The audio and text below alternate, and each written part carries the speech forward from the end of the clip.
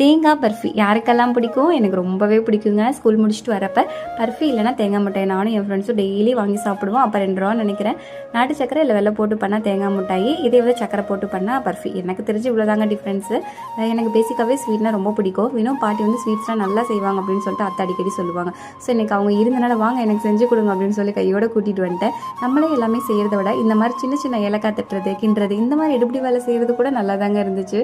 இன்றைக்கி தேங்காய் பர்ஃபிக்கு நான் எதுவுமே பெருசாக பண்ணலைங்க. எனக்கு வந்து தேங்காய் தொண்டு அவ்வளோ பிடிக்காதுன்னு சொல்லிட்டு அத்தை வந்து தேங்காய் தொண்டி கொடுத்துட்டாங்க. பாட்டி பார்த்திங்கன்னா பர்ஃபி செஞ்சு கொடுத்துட்டாங்க. ஒரு தேங்காய்க்கு ஒரு பெரிய டம்ளரில் ஒரு 1.5 டம்ளர் சக்கரை போட்டு அதில் கொஞ்சம் தண்ணி மிக்ஸ் பண்ணி கம்பிப்பதை வர அளவுக்கு காய்ச்சிக்கணுங்க. தேங்காய் பார்த்திங்கன்னா நெய் ஊற்றி லைட்டாக வறுத்துக்கணும். அப்புறம் ஏலக்காய் வந்து நல்லா தட்டி விட்டுறணும். இப்போ அந்த பாகை கொஞ்சம் கொஞ்சமாக ஊற்றி பிசைஞ்சு அது ஒரு பிளேட்டில் வந்து நெய் தடவி இதை ஸ்ப்ரெட் பண்ணி நைஃப்பில் கட் பண்ணிட்டு சூடு ஆறுனதை எடுத்தால் சூப்பராக வந்துடுங்க. ஈஸியான ரெசிபி. நீங்களும் மறக்காமல் ட்ரை பண்ணி பாருங்கள். நம்ம சேனலை மறக்காமல் சப்ஸ்கிரைப் பண்ணிட்டு பாருங்க. விளாக்ல பார்க்கலாம். டேட்டா.